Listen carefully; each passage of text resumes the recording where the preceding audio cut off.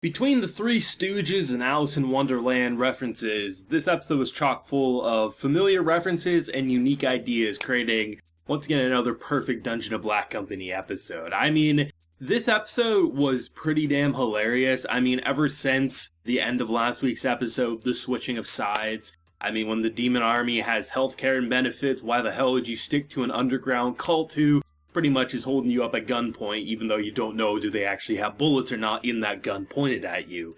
And to see the end of the episode with apparently this being the Demon Lord, very similar character design of that of Rim, which I think will be an interesting question and explanation of wherever they go with that. I mean, I've seen some theories that Wannabe might be the Demon Lord, which I was like, honestly, I could see something like that happen, but obviously only time will tell, and here comes Dungeon of Black Company throwing a curveball into probably a pretty, honestly, seemingly anyway, seemed like a theory a lot of people were sticking by, so I was wondering, oh man, are people spoiling me with thinking that it's a hint or a theory when really they've read the source? But apparently it was just a really popular theory. And honestly, this episode I thought was great because you had the Three Stooges who are very much upset with Kinji and how he's rising up the ranks because of Aunt A. So they're throwing what should be impossible situations in any normal situation, and just seeing them dumbfounded time and time again. You have the busty lady who's like, okay, I'll send a giant monster at them, or I'll make sure they bump into a giant monster.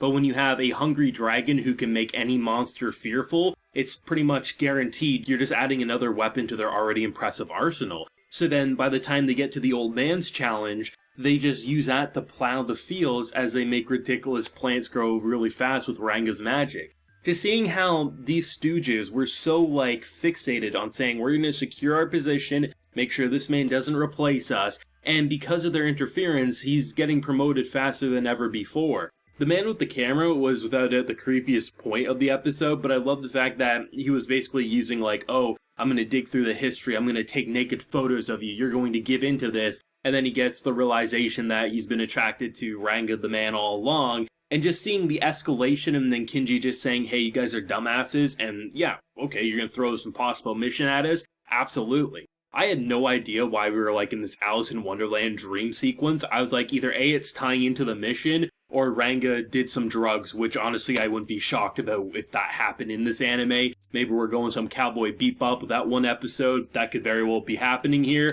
But honestly, just seeing the retelling of that story and how Ranga was very much being indoctrinated by just the queen and the idea that, hey, you're gonna work till you're dead. The bunnies are saying, I don't even remember my wife's face. It was pretty heartbreaking. And the fact that they used an otaku internet cafe as their example of, if you run away from work, this is where you'll be. You'll just be a deadbeat who just fills up their soda, get an ice cream, and just stare at a computer screen all day doing nothing. And then Ranga being well, comparing what we have, work to death or relaxation, which one would I really want to choose? But I like how, even in the face of so much absurdity and funny moments and references, I like that our boy comes in and gives some pretty encouraging words of advice, which goes to show why those that really become connected to him stick by him, even when he is wildly questionable. But the idea of Ranga saying I always run away, is that an issue? Well, of course that's an issue. You don't want to run away from your problems, but as long as your goal and objective stays the same,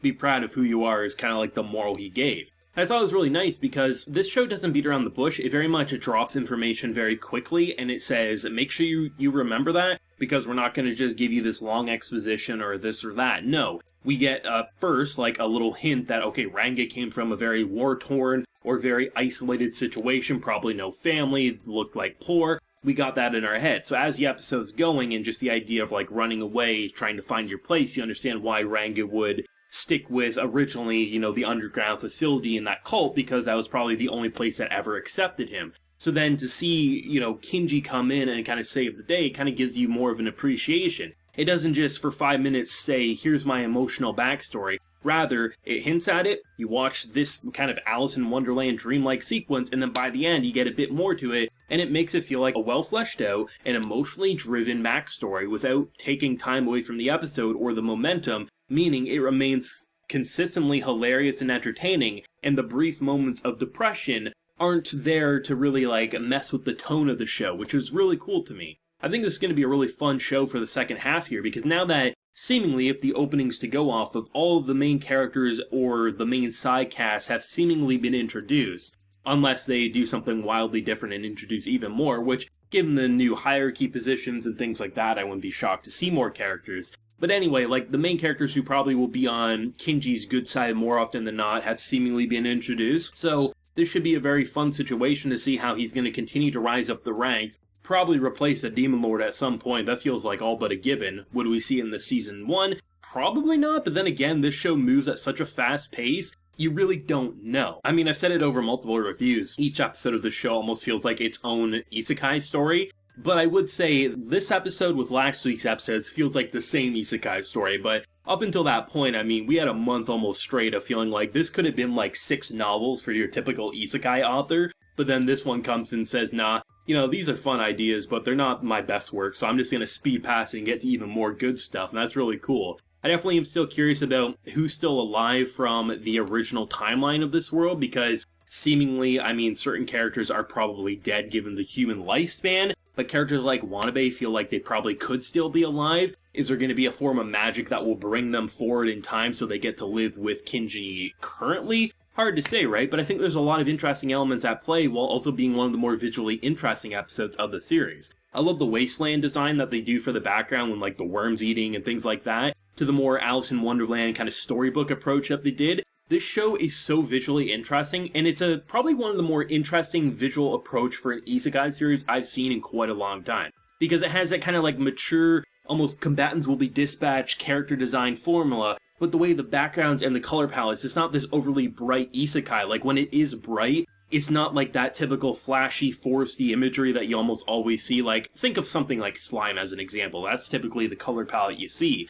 And in some shows it works rather well, but the more gritty, mature approach, you need something that looks like this, and that's why I think it gives off such a mature feeling, on top of the numerous lewd scenes. I mean, the censorship gods were going crazy this episode, and I imagine that scene alone will be enough to push at least this volume of the Blu-ray flying off those shelves in Japan for sure. But it was interesting just seeing, like, the embarrassment of Ranga not wanting to see just different characters' junks, to just the non-embarrassment of, like, Kinji saying, you have one too, to then just seeing adorable Rim just, like, bounce around from wanting to eat, to just swimming like a motorboat, which was absolutely hilarious. I think this show is definitely still one of the most entertaining shows of the summer season. Such a good recommendation, and I've had a few different people ask me just over the weeks in my own friend circle group being like, hey, what's a pretty funny show that I should check out? This is always my #1 recommendation, and easily will probably be my #1 recommendation for funny show of the summer season, even when it wraps up.